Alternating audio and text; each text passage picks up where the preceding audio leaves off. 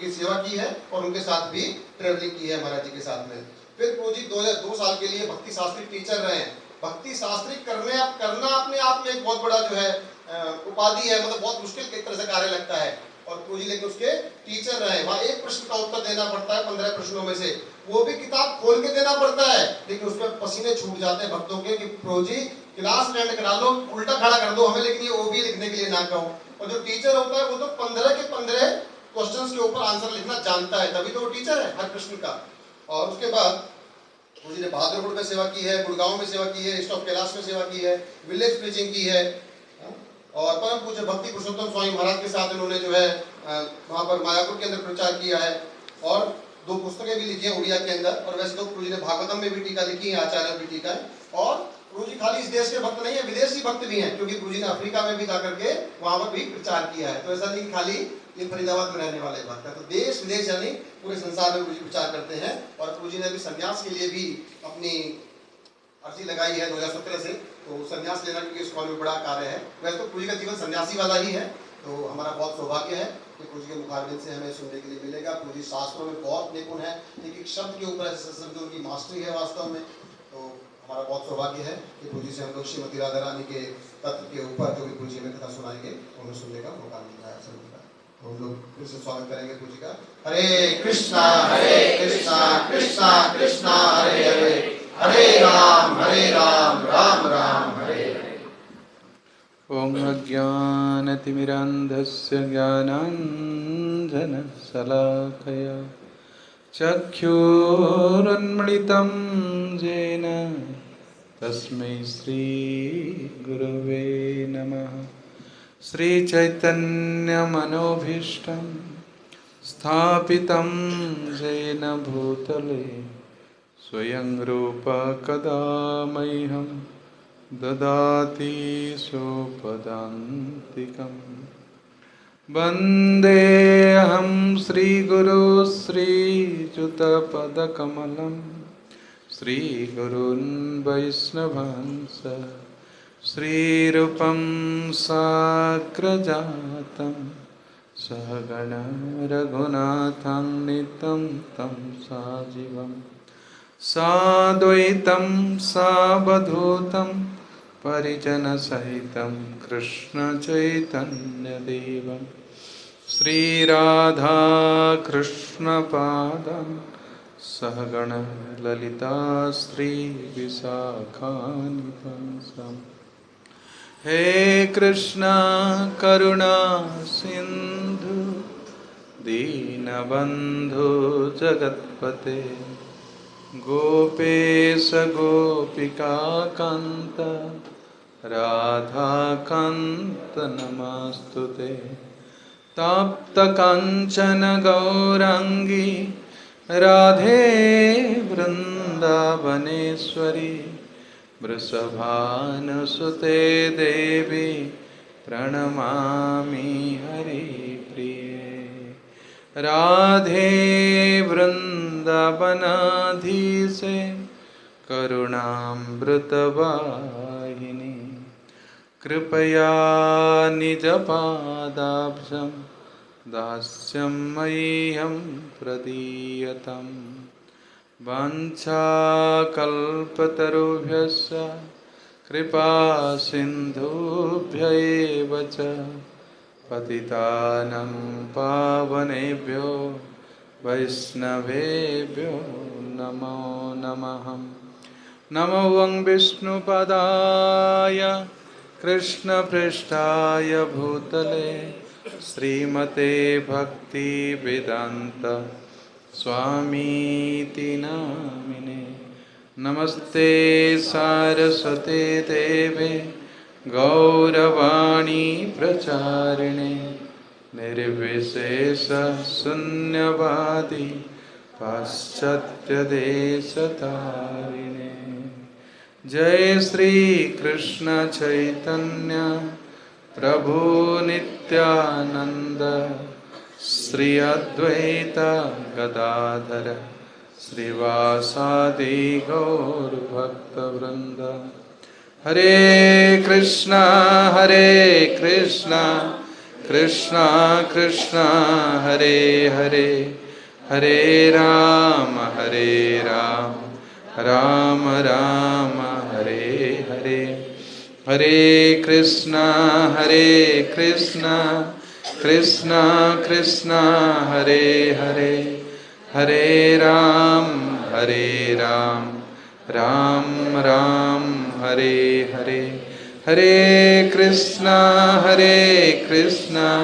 कृष्णा कृष्णा हरे हरे हरे राम राम राम हरे हरे हरे कृष्णा कृष्णा कृष्णा हरे हरे हरे राम राम राम हरे हरे हरे कृष्णा कृष्णा कृष्णा हरे हरे हरे राम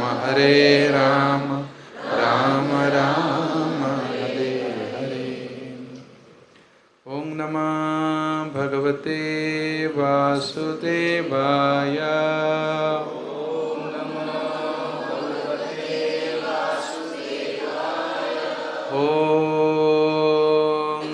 नमः भगवते वासुदेवाय।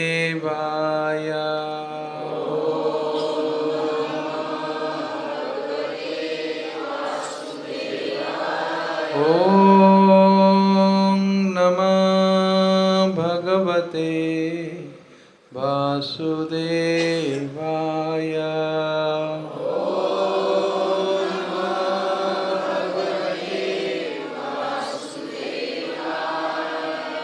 नारायणं नमस्कृत्य नरं चैव नरोत्तमं देवीं सरस्वतीं व्यासं ततो जयो मुदीरये। हरे कृष्णा। आज हम श्रीमती राधा रानी के गुण और महिमा के विषय में कुछ श्रवण करेंगे। लेकिन इस श्रवण करने के पहले मैं आप लोग से एक प्रश्न पूछूंगा। अगर यदि सटीक उत्तर मिला तो फिर उस विषय में आगे बढ़ेंगे।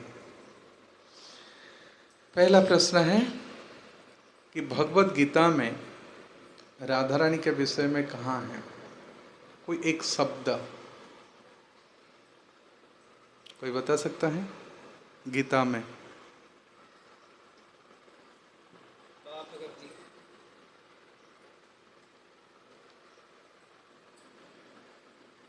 एक चीज कुछ पकड़े, कुछ हिस्सा आप पकड़े हैं, प्रकृति है, परा प्रकृति। उस परा प्रकृति को क्या कहा गया है भगवत गीता में? जैसे कि भक्त उसके आश्रय लेकर के भजन करते हैं।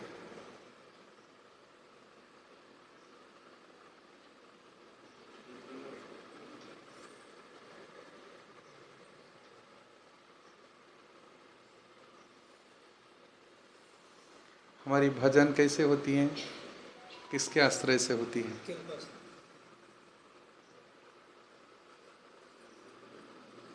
किसके आश्रय से होती है?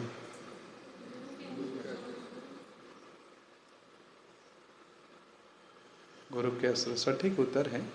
लेकिन वो गुरु कौन है? आदि गुरु श्रीमती राधा रानी है। और जो भी गुरु होते हैं उनकी सब शक्ति के विस्तार है। तो प्रभुपाद एक भगवत गीता की लेक्चर में बताए हैं श्लोक को कोट करके, इसलिए भक्त लोग किसके आश्रय लेते हैं? श्रीमती राधा रानी। कौन से श्लोक को व्याख्या करते समय प्रभुपाद बोले? हाँ बोलिए। कोई शायद उत्तर नहीं दे सकता तो सबको ग्रेस मार्क दिया जाता है। ठीक है, बोलिए। महात्मानं स्तुमं पार्थ दैवीं प्रकृतिमाश्रिता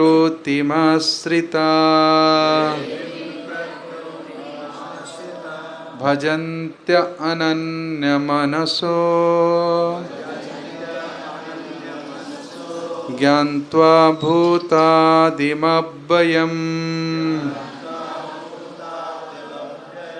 कितना नंबर श्लोक है, कौन से अध्याय है ये?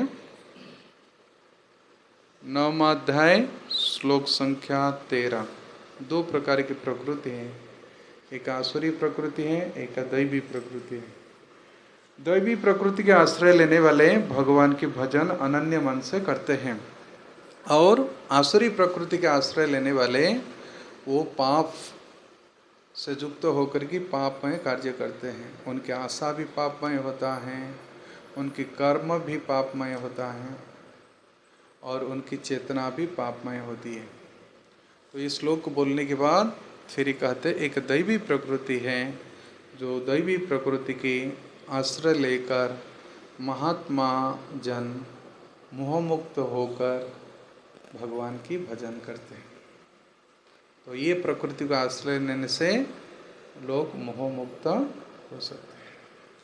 तो अनुवाद मेरी पूछे बोलिए। हे पार्थ, मोहमुक्त महात्मा जन दैवी प्रकृति के संरक्षण में रहते हैं।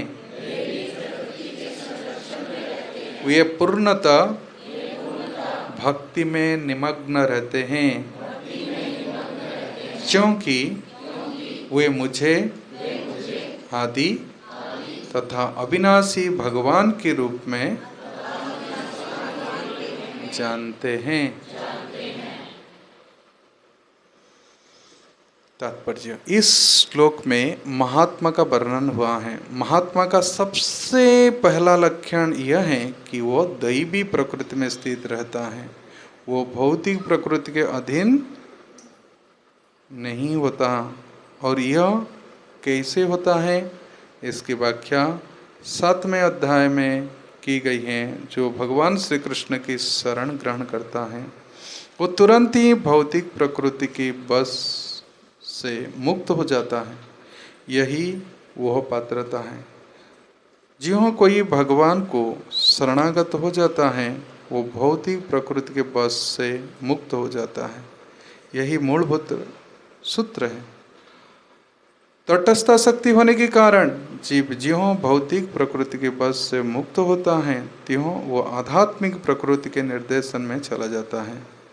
आध्यात्मिक प्रकृति का निर्देश ही दैवी प्रकृति कहलाती है। दैवी प्रकृति क्या है? आध्यात्मिक प्रकृति। इस प्रकार से जब कोई भगवान की शरणागत होता है तो उससे महात्मा पद की प्राप्ति होती है।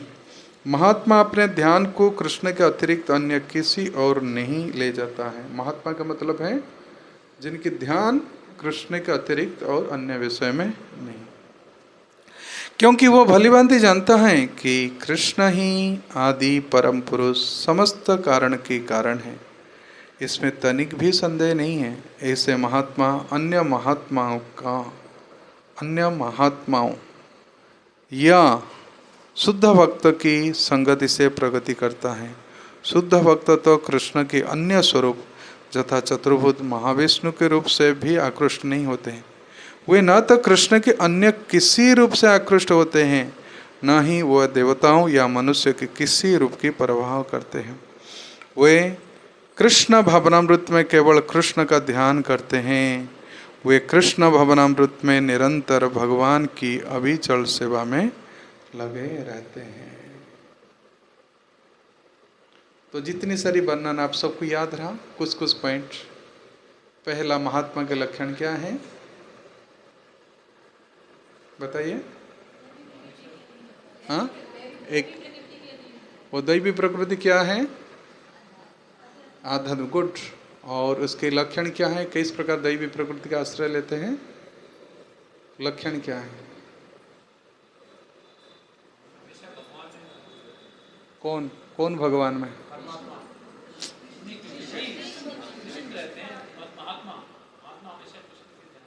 हाँ, तो कौन सी भगवान है? कृष्ण। कृष्ण के अतिरिक्त और किसी को आराधना नहीं करते। और किस किस रूप को आराधना नहीं करते हैं उनकी? चतुर्भुज, महाविष्णु, नारायण व अन्य भगवान के रूप प्रति आकर्षित नहीं होते हैं। करेक्ट। और दूसरा क्या है?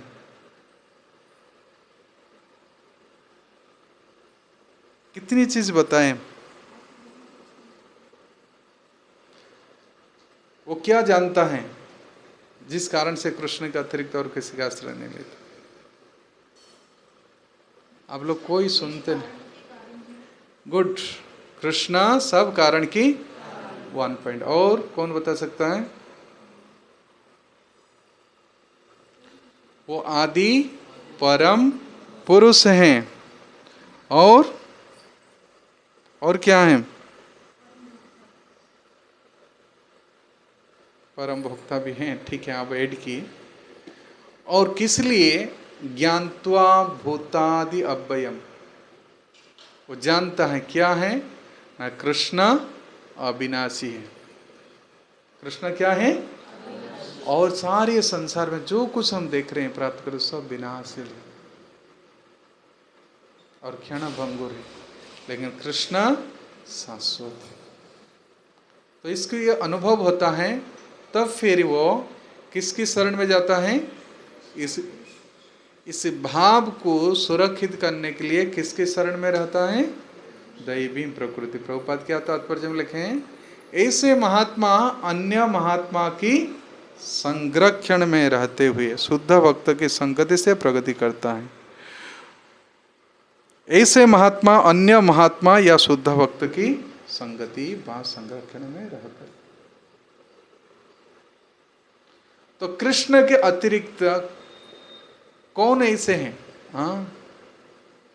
जो देखना नहीं चाहता है? कौन ऐसे व्यक्ति है जो कृष्ण के अतिरिक्त और किसी से भी प्रेम करना नहीं चाहता? जो इसी प्रकार दैवी प्रकृति के संरक्षण में है, वो ही संग करने से उसी प्रकार रंग चढ़ता है। आप लोग जानते हैं श्रीमती राधा रानी जब प्रकट होती हैं इस धराधाम पर, वो कंडीशन क्या किए कृष्ण से कि मैं और किसी से दर्शन नहीं करूंगा। इसलिए जब प्रकट हुए, कहां पर प्रकट हुए थे? रावल। और कौन गए थे स्नान करने के लिए? वृषभान। और राधा रानी को कहाँ देखे? वो कमल का कितनी पंखुड़ी थी? 1000। और कैसे वो कमल था? स्वर्ण कमल था। तो इसका मतलब है जो राधा रानी का प्रेम क्या है? सोना जैसे है। ठीक है। और उनका मन कैसे है? कमल जैसे खिला हुआ है ना।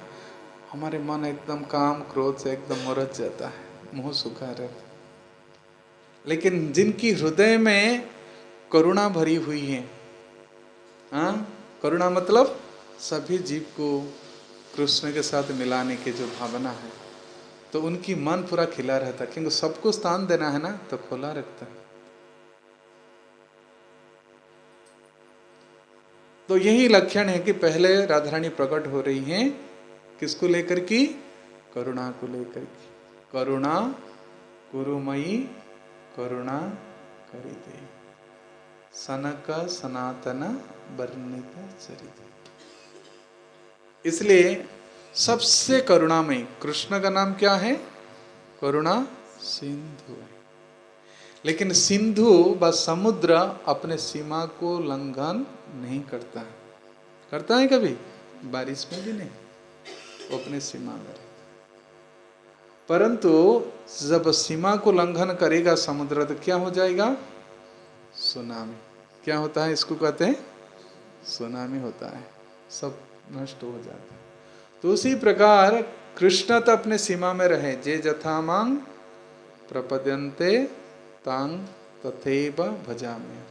जैसे मेरी शरण ग्रहण करता है तथा उसी प्रकार उनकी शरणागति के अनुसार मैं व्यवहार करता हूँ। लेकिन उस सीमा को तोड़ने वाला कौन है? जिनका अंदर और करुणा होती है, करुणा गुरुमयी। वो कंडीशन में करते हैं, लेकिन ये अहेतुक। इसलिए श्रीमती राधारानी किस प्रकार करुणा करते हैं, जिसको हम कहते हैं ना कृपा कटाक्ष भाजन, हमारे ऊपर कृपा डाली। जैसे कमल के ऊपर सूरज के रोशनी पड़ने से क्या होता है, कमल खिलता है ना। तो उसी प्रकार जिसके ऊपर गुरु राधारानी की कृपा पड़ती है तो क्या होता है, हाँ, उनके मन रूपी कमल खिल जाता है। उसका अंदर शोक नहीं रहेगा, उसका अंदर चिंता नहीं रहेगी। भगवान कहते हैं माँ शुच, क्यों? क्योंकि माम एकम शरणं व्रज, मेरी दैवी प्रकृति के जो आश्रय ले लेता है उसकी कोई पाप नहीं रहेगा, ना कोई ताप रहेगा। अहं त्वाम सर्व पापे, तो ये दैवी प्रकृति को नाश करता है ना। जैसे सूरज अंधकार को नष्ट कर देता है, तो उसी प्रकार ये जो सूरज की रोशनी, सूरज नहीं, सूरज की रोशनी अभिन्न है, तो उसी प्रकार भगवान की जो कृपा शक्ति की जो उत्स है, कौन है? श्रीमती राधा। उनकी कृपा जिस पर पड़ती है वो फिर और ये भौतिक संसार की शोक, रोग, मोह और द्वंद्व से मुक्त हो जाता है। इसलिए श्रीमती राधारानी का यही है कि वो आचरण आचार्य है। गुरु को आचार्य कहते क्योंकि वो आचरण करके सिखाते हैं। तो राधारानी यही शर्त रखी कि मैं प्रकट होंगी तो पहला दर्शन किसकी? आपकी दर्शन। कृष्ण नेत्र तोसी जातना, ये राधिकाष्टकम है। कृष्ण नेत्र तोसी रत्न, वो ऐसे ही एक रत्न है जिनकी आंख ऐसे तरसता है, कृष्ण की सिवा और कुछ देखना नहीं चाहती, और जहां भी नेत्र पड़ती है केवल कृष्ण है। काला मेघ को देख करके कृष्ण, तमाल वृक्ष को देख करके कृष्ण के स्मरण, और जमुना की उस जल को देख करके, कदम्ब वृक्ष को देख करके, उस मटका को देख करके केवल कृष्ण। भगवत गीता में सर्वश्रेष्ठ योगी किसको कहा गया है? बोलो। जो मां पश्यति सर्वत्र सर्वं च मयि पश्यति, जो सब जगह मुझे दर्शन करता है और मुझ में सब कुछ दर्शन करता है। तस्याहं न प्रणश्यामि स च न मे प्रणश्यति, वो ना कभी मुझे भूलता है ना मैं एक क्षण के लिए उसको भूलता हूं। ये है योग में जो सबसे ऊंचा लेवल में पहुंच गया है, और इसी प्रकार वो मन की द्वारा यात्रा करता है, शरीर यात्रा नहीं रहा है। उनकी चिंतन की यात्रा होती है, क्योंकि हम सब अपने अपने मन के अनुसार ही यात्रा करते हैं, क्योंकि यह आत्मा भी यात्रा करता है मन के अनुसार। अंतकाले च मामेव स्मरण उक्त्वा कलेवर, जो जैसे स्मरण करके शरीर इस कलेवर को त्याग करता है तो उसके सूक्ष्म शरीर उस भावना के साथ यात्रा करता है। परंतु एक सिद्ध जोगी किस प्रकार यात्रा करता है? अनन्यम चिंतयन्तो माम, अनन्य भाव से चिंतन करता है। अनन्य चेता सततम जो मां स्मरति नित्य सा, वो नित्य भगवान के स्मरण में लगा रहता है। और भगवान कहते तस्याहं सुलभ पार्थ, हे पार्थ में उनके लिए बहुत सहज से सरलता से प्राप्त होता है। इसलिए प्रभुपाद तात्पर्य में लिखे हैं कि अर्जुन जब भगवान के विश्वरूप दर्शन किया, आज आप लोग पढ़ रहे थे है ना, इसका पहले 3-4 श्लोक में, तो अर्जुन ने कहा कि आप कौन हैं, मैं समझ नहीं पा रहा, किस प्रयोजन से आपकी ऐसे रूप है। तो प्रभुपाद लिखते हैं कि भगवान अर्जुन को समझा रहे हैं कि तुम मेरी स्वरूप को जानने के लिए मन को मत बदलाओ, दृष्टि को बदलाओ। यहाँ पर सलाह नहीं देते, प्रभुपाद लिखते हैं तात्पर्य में कि भगवान कृष्ण अर्जुन को ये सलाह नहीं देते कि मन बदलाओ, कहते दृष्टिकोण बदलाने के लिए। हमारे जो देखने के जो नजरिया हैं, जिस भावना से देख रहे हैं, इसको बदलना चाहिए। कहते ना, दृष्टि बदल गया तो सृष्टि बदल गई। तो ये जो भौतिक प्रकृति है, हम सब भूत देख रहे हैं, क्योंकि ये सब हमारा भोग के लिए है, इसलिए सब भूत हो जाता है। लेकिन वही वस्तु को यदि हम देखें कि कृष्ण की सेवा के लिए, वो सब बदल जाएगा।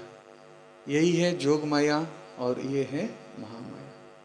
महामाया की भाव होता है ये सारी वस्तुएं मेरी भोग के लिए है, और जो बचे कचे रह जाएगा तो ठाकुर जी को दे दो, हाँ वही ले ले। लेकिन जिसके मन में कृष्ण है, हर वस्तु को वो कृष्ण के साथ कनेक्ट करता है, इसलिए कहते हैं वो जोग माया। वो जो करते हैं वो माया से भ्रमित नहीं होता है। इसलिए दैवी प्रकृति आश्रिता, ये कौन सी माया है? ये कहते दैवी माया है। इसके पहले भगवान बताए हैं कौन सी माया के विषय में, ये है आसुरी प्रकृति। ये था 12 नंबर श्लोक। इसमें प्रभुपाद कहते हैं कि ये जो है माया से ग्रसित होकर के भगवान को भूल जाते हैं। मोघासम मोघ कर्माणम मोघ ज्ञान विचेतस राक्षसिंग आसुरिंग चैवं प्रकृति मोहिनी स्थिता। वो एक दूसरी प्रकृति है। कौन सी प्रकृति है? आसुरी प्रकृति, राक्षसी प्रकृति। राक्षसी प्रकृति आने पर भोग की इच्छा है। हम सब के अंदर ये आसुरी प्रकृति है। कुछ डिस्टर्ब, ठीक है, तंग तो देखिए। तो ये है, ये जो दैव असुर, ये कोई दूसरे रूप नहीं, ये साथ साथ चलता है। जैसे आपके शरीर चलता है और छाया भी आपकी लाइट के अनुसार छाया भी साथ साथ चलता है। तो इसी प्रकार ये संसार में जो दो प्रकृति है, एक प्रकृति भुलाने के लिए प्रयास कर रहा है, सत्य से, अपने स्वरूप से भुलाने के लिए, क्योंकि स्वरूप है आनंद। वो आनंद को भुलाने के लिए हमको प्रलोभन देता, तुम इससे आनंद हो सकते हो, इसको भोग करो। नहीं, क्योंकि ये जो मोहिनी प्रकृति है, हम सब मोहग्रस्त हो जाते हैं। परंतु जो मदन को मोहित करने वाले भगवान श्री कृष्ण को जो मोहित कर लेता है, उस प्रकृति के द्वारा यदि हम जैसे संग्रहित रहे, तो ये आसुरी प्रकृति की प्रभाव नहीं पड़ेगा। क्योंकि भगवान कामदेव को मोहित कर लेते हैं। उनका नाम क्या है? मदन मोहन। लेकिन उनको भी कौन सी शक्ति है जो मोहित कर लेती है?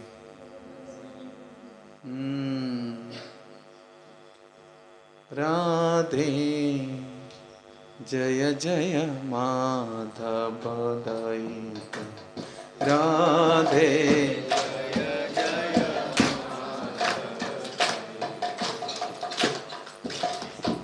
गोकुल तारुणी मंडल मोहिते, गोकुल तारुणी मंडल, राधे जय जय माधव दयिते, राधे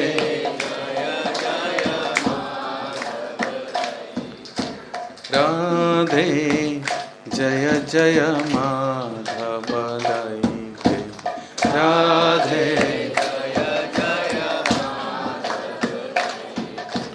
गोकुल तारुणी मंडल मोहिते, गोकुल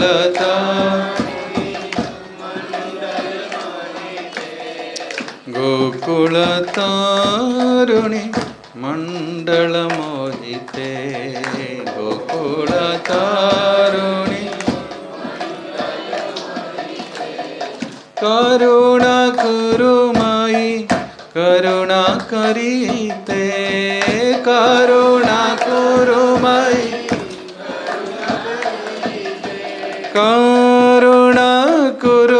भाई करुणा करीते।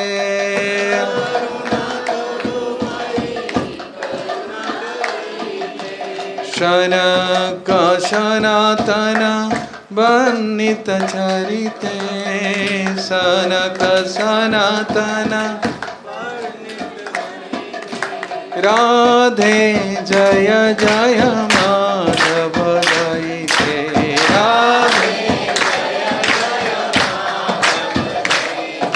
राधे जय जय माधव दयिते।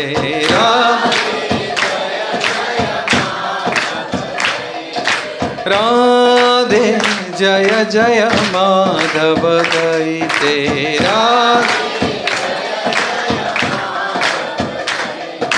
राधे जय जय माधव दयिते।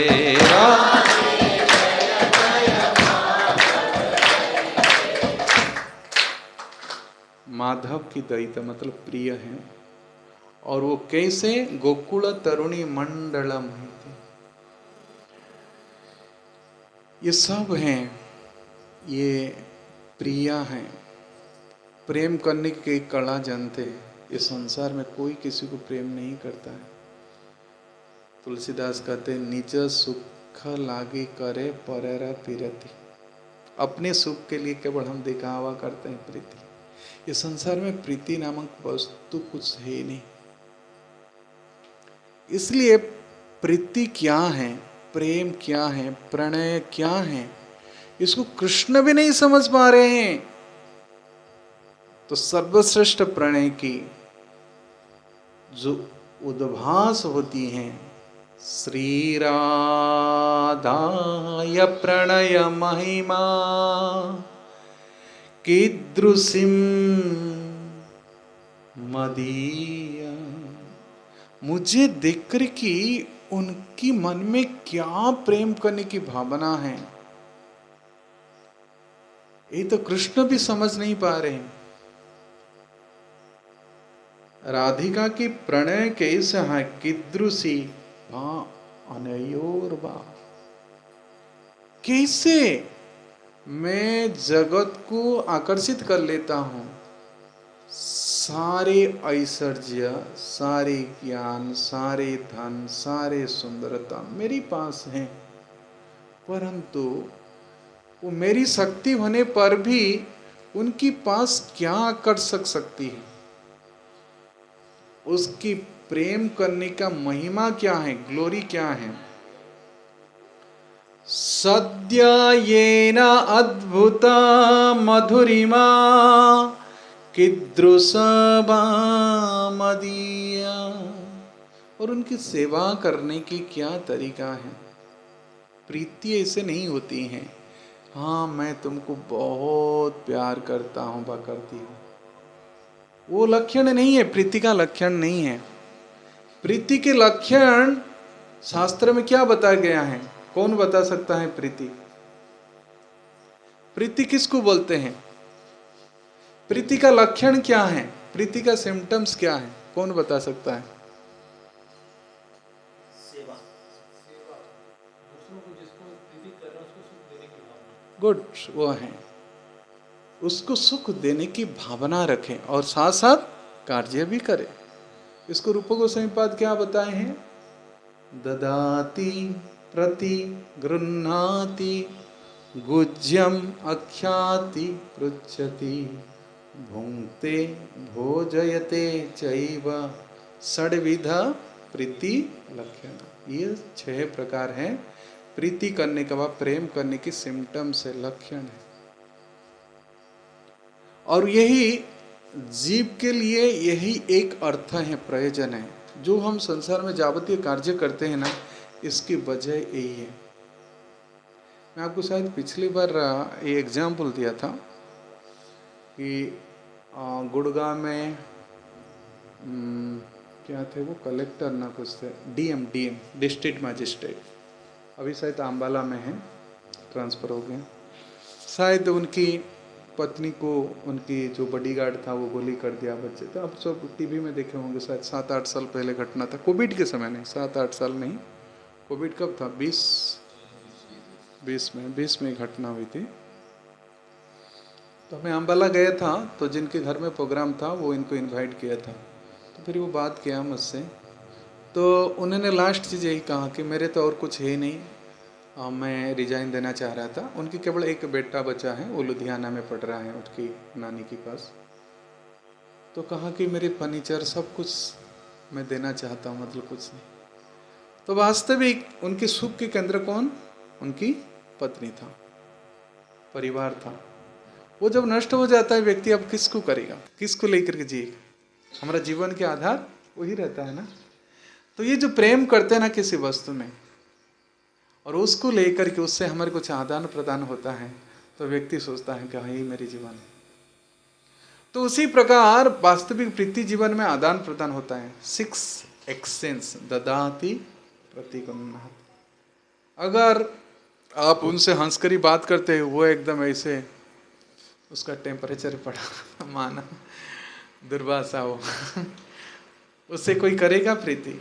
ऐसे कहते हैं कि जब भगवान नरसिंहदेव प्रकट हुए, पूरा क्रोध के आवेश में थे और हिरण्यकशिप के सीना को फाड़ने लगे, तो उनकी क्रोध को देखकर ही कोई हिम्मत नहीं किया उनके पास जाने के लिए। तो फिर ब्रह्मा जी कहते हैं कि माते आप जाइए, क्योंकि पत्नी को देखकर कि शायद पति का मूड थोड़ा चेंज हो जाए। लेकिन लक्ष्मी देवी कहते हैं नहीं नहीं, अभी मेरे पति का मूड ठीक नहीं है मैं नहीं जा सकती, क्योंकि इतनी क्रोध के आवेश में है। अगर मैं यदि मीठी बात भी बोलूँ, वो एक तमचा मेरे मुंह पर मारेंगे मतलब डर करके नहीं गई, क्योंकि एक्सचेंज नहीं होगा उस समय, लव के एक्सचेंज नहीं, वो क्रोध के आवेश में है। इसलिए एक्सचेंज, माँ की प्रीति को छोटे बच्चे रिसीव करते हैं, है ना। लेकिन वही बात वो बेटा बड़ा हो जाता है, अगर उसको बोलते हैं बहुत कोमल वचन में, वो गुस्सा करके बोलता है। वो एक्सचेंज के समय नहीं होता है। अब देखिए साइकोलॉजी के अनुसार, मान लीजिए 30-25 साल के हो गए, है ना, अगर यदि वैसे कहता अरे लाला जाओ बैठ के खाओ, हम बच्चे हैं क्या ऐसे बोलते हो करते, ये शब्द तो निकलेगा आगे तक कुछ। इसलिए एक्सचेंज बहुत जरूरी है मूड के अनुसार। जैसे कहना वो क्या चाहता है उसके साथ। इसलिए श्रीमती राधारानी कैसे प्रीति करना है, उसके पास सर्व लक्षण है। वो सभी प्रकार से भगवान की सेवा करने के लिए तैयार है। सर्व गुण खाने, उनके पास सारे गुण की भंडार है। सर्व कांता शिरोमणि, जितने भी सब हैं सेवक और सेविका, उससे शिरोमणि है, सर्वश्रेष्ठ। और कृष्ण क्या चाहते हैं, उनकी मन रूपी दर्पण में प्रतीत होता है। कृष्ण किस प्रकार संतुष्ट हो सकते हैं। जैसे बच्चों को किस प्रकार सुख मिलेगा माँ जानती है। ऐसे भी एक कहावत है कि गूंगा की भाषा गूंगा की माँ ही, हाँ क्यों, उनकी सब प्रीति है। दूसरे लोग कह रहे ये गूंगा है, छोड़ो इसको, क्या पीछे पड़ते, कुछ बोलेगा नहीं। लेकिन माँ इसके मनोभाव को जानता है, हालांकि वो एक्सप्रेस ना करे। तो प्रीति का सिम्टम्स है, बोलना नहीं पड़ता है, भाषा से व्यक्त नहीं होता है कि मैं बहुत तुमसे प्रेम करता हूँ। ऐसे व्यवहार करो, उसका वास्तविक वो मुझसे प्रेम करते हैं। तो इस संसार में आप देखो, सब जितना सब होता है ये सब देखा हुआ है, वो प्रेम नहीं है। प्रेम अंतर्निहित गुण है। प्रेम प्रकट होता है सेवा से, प्रेम प्रकट नहीं होता है भाषा से। इसलिए भगवान को कहते हैं भावग्राही, भाषाग्राही नहीं। आप कितनी अच्छी बोलते हैं नहीं, आपकी मूड क्या है। इसलिए महाप्रभु प्रेम दान करने के लिए राधा रानी का मूड लिए। श्री राधाय प्रणय महिमा कीदृशी तद भाव आढ़िय सची गर्भ सिंधु हरिंदु। उस भाव को चोरी की, उस भाव को कृष्ण लिए। कैसे, क्या भाव है। इसलिए प्रभुपाद कहते थे this is the महाप्रभुस mood and mission. हरिनाम संकीर्तन करे ये मिशन है, लेकिन भाव क्या है, ये प्रेम। और हम सबकी जीवन, चाहे वो अरबपति हो, खरबपति हो, करोड़पति हो, कुछ भी हो, लेकिन महाप्रभु का स्टेटमेंट है, क्या है? प्रेम बिना दरिद्र ये जीवन, भृत्य करी वेतन दिया निज प्रेम धन। प्रेम बिना, एक्चुअली लोगों के पास करोड़ अरब रुपया है, लेकिन उसके अंदर प्रेम नहीं है, एक दूसरे से बनती नहीं, संघर्ष है। क्यों? काम होने से हमेशा ही कंट्रोल रहता है, काम आपको कमांड करेगा, काम आपको कंट्रोल करेगा, परंतु उससे कॉन्शसनेस बिगड़ जाता है। काम कभी कंट्रोल नहीं करता है, नहीं, प्रेम कंट्रोल नहीं करता है, लेकिन प्रेम कंट्रोल हो जाता है, मतलब जिससे आप प्रेम करते हैं वो आपके अधीन हो जाएगा। लेकिन किससे आप कुछ कमांड डिमांड करते हैं ना, वो साथ फटेगा नहीं। पारिवारिक जीवन में देख लीजिए, सामाजिक जीवन में देख लीजिए, राष्ट्रीय। इसलिए एक्सचेंज होता है, प्रेम के एक्सचेंज होता है एक दूसरे को देने से। इसलिए रूप गोस्वामी पाद कहते हैं षड्विधा प्रीति लक्षण। प्रभु जी आई अंदर। ददाति प्रति गृह्णाति गुह्यम आख्याति, गुह्यम आख्याति पृच्छति, बोलना और सुनना, भुंक्ते भोजयति, ग्रहण भी करना और खिलाना भी। इस चीज में प्रीति के लक्षण प्रदर्शित होती है।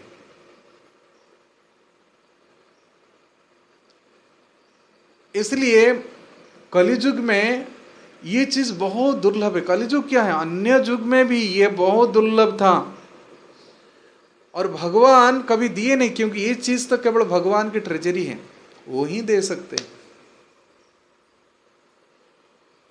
इसलिए वो देने के लिए संकल्प किए, एक बहुत महंगा चीज है, मैं इसको कभी नहीं दिया हूं किसी युग में। मैं तो ऐसे अनेक अवतार लिया हूं, रामादि मूर्ति सुकला नियमेन तिष्ठा, अद्वैत अच्युत अनादि अनंत रूप में मैं प्रकट हुआ हूं, लीला किया हूं, लेकिन ये बहुत दुर्लभ चीज है, इसको नहीं दिया हूं। उसको विचार कर रहे कृष्ण एकांत में। अनर्पितम चरिम चिरात करुणया अवतीर्ण कलो, समर्पयितुम उन्नत उज्ज्वल रसम स्वभक्ति श्रियम। कहते ये बहुत उन्नत रस है। आप भोजन कितना करो, अगर तुम पानी नहीं पियोगे ना, इंडाइजेशन होगा। पानी ही आपको भूख भी बढ़ाएगा, और पानी ही आपको जीवन को सुरक्षा देता है। आप भोजन न करो, लेकिन पानी पी के आप रह सकते हैं, लेकिन पानी के बिना कितना दिन आप रह सकते। तो इसी प्रकार जो रस है, जो प्रीति है, वो जीवन दान देता है। और जहां पर प्रीति नहीं है, वहां क्या दूसरे लक्षण हैं? काम, क्रोध, लोभ, मोह, मद, अभिमान, दंभ आदि आदि। इसलिए चेतना को पूरी तरह से पूर्ण करने के लिए एक चाहिए प्रीति। और गीता में ये शब्द आया है, कौन सा है? जंग लब्ध्वा चापरं लाभं मन्यते नाधिकं ततः जस्मिन् स्थितो न दुःखेन गुरुणापि विचाल्यते। गुरुणापि दुःखेन न विचाल्यते। उनके पास बड़े बड़ी विपत्ति आ सकती हैं, परंतु उस विपत्ति में वो विचलित नहीं होता है, टूट नहीं पड़ता है। क्यों? उनको एक संपत्ति प्राप्त हो गई है। वो क्या है? Krishna is my protector. उनको भूख प्यास भी नहीं लगता है। आप गोपियों की बात छोड़िए, जब परीक्षित महाराज को साप मिला 7 दिन के अंदर मौत हो जाए, तो उन्होंने अनशन लिए कि मैं 7 दिन पानी अन्न ग्रहण नहीं करूंगा। तो गंगा तट में बैठ गए, और चौथा दिन वो कह रहे हैं कि जिस प्यास की वजह से मैं उन मुनि के ऊपर अपराध किया था, मरा हुआ सांप को डाल दिया, क्योंकि मुझे प्यास लग रहा था। मैं सोचा मुझे वो अभ्यर्थना करके जल देंगे, लेकिन वो चुपचाप एकदम मौन होकर बैठ रहे थे, कुछ तो बात करना चाहिए। लेकिन ये भी भूल गए थे कि ये मुनि वो चिंतन में मग्न है। कहते वही प्यास, भूख मेरी बुद्धि को नष्ट कर दिया। लेकिन हे प्रभु, आज उस भूख और प्यास मुझे प्रभावित नहीं करता है। क्यों? क्या हो गया? क्योंकि तो शरीर के धर्म है, भूख प्यास, जैसे आहार निद्रा हम कहते ना, भय मैथुन, ये 4 चीज है, शरीर की डिमांड है। उस प्रकार ये शरीर की 6 उर्मियाँ हैं, मन का 2 उर्मियाँ, शरीर की 2 उर्मियाँ और प्राण की 2 उर्मियाँ। भूख और प्यास ये प्राण की है, जरा और मृत्यु ये शरीर की है, राग और द्वेष ये मन की है। कहता न तथा बाधते च्युतमं तक्त्वं उदपम अपि त्यजेत्। मैं जल को भी त्याग कर दिया, भोजन भी त्याग कर दिया, लेकिन उस भूख और प्यास मुझे सताता नहीं है। तो कारण क्या है? तो परीक्षित कहते हैं, पिबन्ते तत्मुखाम्बुजं पूतहरि कथामृतम्। च्युता हरि कथामृतम। च्युता मतलब आपकी मुख से निकली हुई ये अमृतमयी हरि की कथा सुनकर की मेरी भूख प्यास मिट गई। तो ये है कि जो शारीरिक धर्म है वो शांत हो जाता है जब आत्म धर्म की प्रकट होती है। इसलिए भगवान श्री कृष्ण जब ब्रज छोड़ के गए तो किसी गोप ब्रजवासी के घर में जो कृष्ण को प्रेम करते थे, किसी की घर में गोबर कंडा तक भी जला नहीं, उसकी चूल्हा नहीं जलती। एक बार आए थे उद्धव, उसी समय नंद बाबा का किचन साफ हुआ। वर्णन है भागवत। और वो तो छोड़ दीजिए, ब्रजवासी गौओं की बछड़े भी दूध नहीं पिए थे, परंतु जीवित थे सब। कैसे? तो उस स्थिति पर जब नहीं पहुंच पाते हैं ना, तब तक ये अंदाजा नहीं लगा सकते कैसे है। तो प्रीति कैसे जीवित कराता है? कम से कम इतना हम ये कर सकते हैं कि जिसको थोड़ा मंगल आरती के चस्का लग गया है, उसको अलार्म बजे में ना बजे, वो ठीक टाइम में जग कर पहुंचता है। और जिस दिन नहीं जा पाते बहुत मन दुखी रहता है। बहुत सारी भक्त हैं, मैं देखा हूँ कि निर्जला भी करते हैं हर एकादशी, है ना, जन्माष्टमी करते हैं। अगर किसी कारण से ब्रेक हो जाते हैं उनको दुख होता है, परंतु उस फास्टिंग में उनको एक सुख मिलता है। बाह्य दृष्टि से देखेंगे भाई ये पानी नहीं पिया, लेकिन वो क्यों कर रहा है? वो जबरदस्ती नहीं, कुछ लोगों का आदत पूरा पड़ गया है, कहते मैं हर एकादशी निर्जला करता हूँ। किसी किस का 64 माला, वो मंगल आरती के पहले ही 16 माला 32 माला कर लेते हैं। हमारे हनुमत प्रेसक महाराज, उनका कई सालों से हैं। महाराज ने लिख दिया कि मैं इस साल ही शरीर देह रक्षा करूँगा, वो पहले लिख दिए हैं। घंटों घंटों पढ़ते हैं, डबल PhD है। और सिंपल एक ऐसे ही डालते, अपने शिष्यों को भी चप्पल नहीं देते हैं पकड़ने के लिए। एक बार 97 में हमारे साथ ब्रजमंडल परिक्रमा कर रहे थे, साथ में उनकी अंजनीय ट्रंक चलता था। अंजनीय लिखते थे, हनुमत प्रसन्न महाराज उनका नाम है, लेकिन लिखते अंजनीय मोबाइल लाइब्रेरी, एक ट्रंक रहता था। उनको जो सुख मिलता है बहुत अष्टरीयर है। बैठ गए तो घंटों घंटों तक 10 घंटा 12 घंटा पढ़ते हैं। लेक्चर बहुत सिंपल, 30 मिनट्स, ऐसे हमारे जैसे बकवास नहीं करते उस चीज, सिंपली लेक्चर एसेंस दे देंगे। और निर्जला में एक बार अम्बाला भक्त बोल रहे थे कि यहाँ भी लेक्चर दिए, खाना में लेक्चर दिए, 4 लेक्चर दिए, और पूरा निर्जला था, निर्जला एकादशी। उनको क्या सुख मिलता है? और मैं एक बार ट्राई किया जब वो बताए ना, मैं संकल्प किया था कि मैं 12 बजे के बाद थोड़ा जल लूँगा। सच में बता रहा हूँ, ये हैं ज़्यादा नहीं, 2000 कोविड के टाइम मुझे लग रहा है 19 के 20 होगा, कोविड के टाइम में गुरु महाराज वहाँ भेजे थे।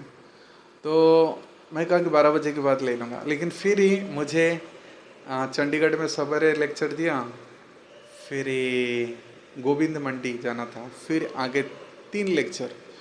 तो मैं कहा नहीं, मैं थोड़ा पानी पी लेता हूँ, लेकिन एसी कार में गया, अच्छी गाड़ी था उसका, मर्सिडीज में कुछ था उसका। तो फिर कहा कि चलो दोपहर तो हो गया ही, तो शाम को ले लेता हूँ पानी। और शाम को पहुँचते पहुँचते यहाँ गौरा आरती चल रहा था, मैं कहा गायत्री करके फिर थोड़ा सा कुछ नींबू पानी ले लेता हूँ, नारियल पानी। तो वो बनाने के लिए गया तो पता नहीं लेट कर दिया। मैं कहा कि कृष्णा बुक थोड़ा पढ़ो, और बस सुनते सुनते 9:30 हो गया, ना ही वो नींबू पानी लाया, मैं सो गया ऐसे लेकिन अनजान से भी हो गया। मैं एक महाराज को जस्ट स्मरण किया, तो ऐसे तो नहीं था और सवेरे उठा तो फिर कोई मंगलारती में था नहीं, तो हमको जाकर मंगलारती गाना पड़ा तो ऐसे फटाफट स्नान करके हो गए। तो उसके बाद मुझे रियलाइज हुआ कि मुझे ऐसे करना चाहिए। जो मन को जो प्रसन्नता हो रही थी शरीर खाली रहने पर, तो इसी स्थिति को हम कहते हैं जो तपस्या है। तपस्या करने से दिव्यता आती है, और जेन ब्रह्म सुखं तो अनंत। तो इसलिए राधा रानी वो तपस्या क्या कर रही है? कृष्ण की सेवा करने के लिए। इसलिए अपने शरीर की जो डिमांड से, प्रभुपाद कहते चाहिदा उस सब कहते हैं जो चाह है वो हमको भूल जाएंगे, वो शरीर की स्थिति से ऊपर उठ जाएंगे। परीक्षित महाराज ऊपर उठ के कहते मुझे और भूख प्यास नहीं लगता। वो एक स्मरण की स्थिति है। कभी कभी वैसे होता है, किसको अच्छा रिजल्ट आ गया बहुत खुश हो जाता है, उसको माँ कहता है कुछ खा लो बेटा, नहीं नहीं, है ना, कभी खुश में रहते हैं ना, भूल रहते नहीं, दूसरे को कर। तो इसी प्रकार एक आनंदमय स्थिति है जिस स्थिति में वो अपने शरीर के दुख व परेशानी को भूल जाता है, वो सेवा में तत्पर रहता है। लेकिन वही प्रीति यदि आप भौतिक संसार के साथ जोड़ देते हैं तो कभी कभी क्या करता है, वो राग फिर उन्माद ऐसे उत्पन्न होता है। एक सच्ची घटना है, मतलब मैं प्रीति को कैसे हम लोग कंटामिनेट करते हैं इसके दृष्टांत मैं दे रहा हूँ। ये घटना सच्ची है।